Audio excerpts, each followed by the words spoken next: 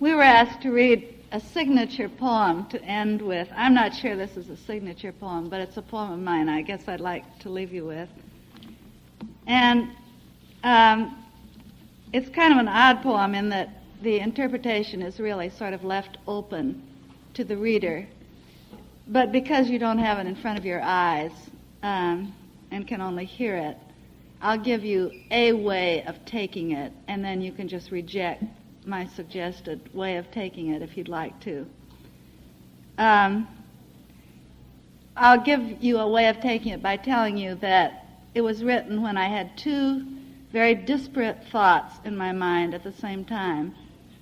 One, I was remembering a kind of eccentricity that one used to read about in newspapers, that one used to read stories about people who arrived at a great age and became very eccentric, would withdraw from their lives, hide away in their rooms or houses, never come out except perhaps at dark, would collect perhaps all sorts of objects and items and things, and would be found, when they were finally missed, found dead beneath an accumulation of a great many objects.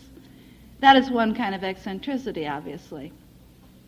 The other kind of eccentricity that was in my mind at the same time is this, that how very eccentric we seem to ourselves when, in this day and age, for no discernible reason, we find ourselves full of satisfaction and joy and acceptance of things as they are.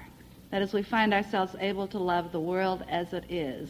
And I think we all have those moments, and we can't maybe figure out why they happen to us. We can think of all the reasons in the world why we shouldn't love things as they are, and still it happens. Out of these two things, then, comes this poem called The Miser. I was out last night, the very picture of a sneak, dark and hunched over, breaking and entering again. Why do I do it? And why, when I can afford serious residences, do I keep to this one room? Perhaps if I had not lost track of the difference between the real and the ideal, it would never have happened. I hide here almost entirely now. When I go out, when I creep into those silent houses, I steal newspapers, an armload, no more than I can carry comfortably.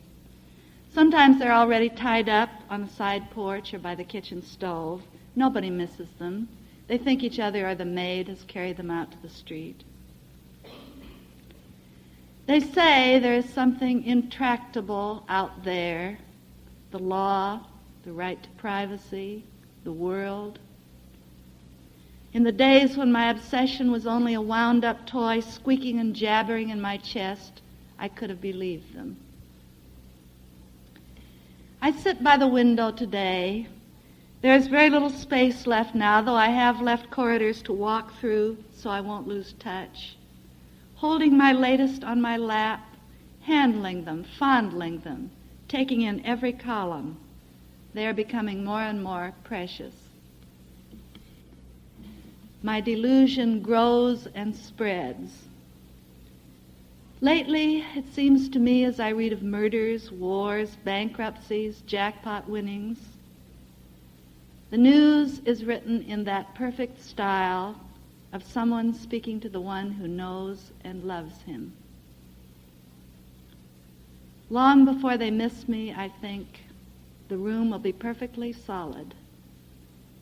When they break in the door, and unsurprised, hardened to the most bizarre vagaries, begin to carry out my treasure, death's what they'll look for underneath it all, those fluent, muscled, imaginative men sweating in their innocent coveralls. But I will be out in broad daylight by then, answering, having accepted utterly the heart's conditions. Tell them I wish them well always, that I've been happy. Thank you.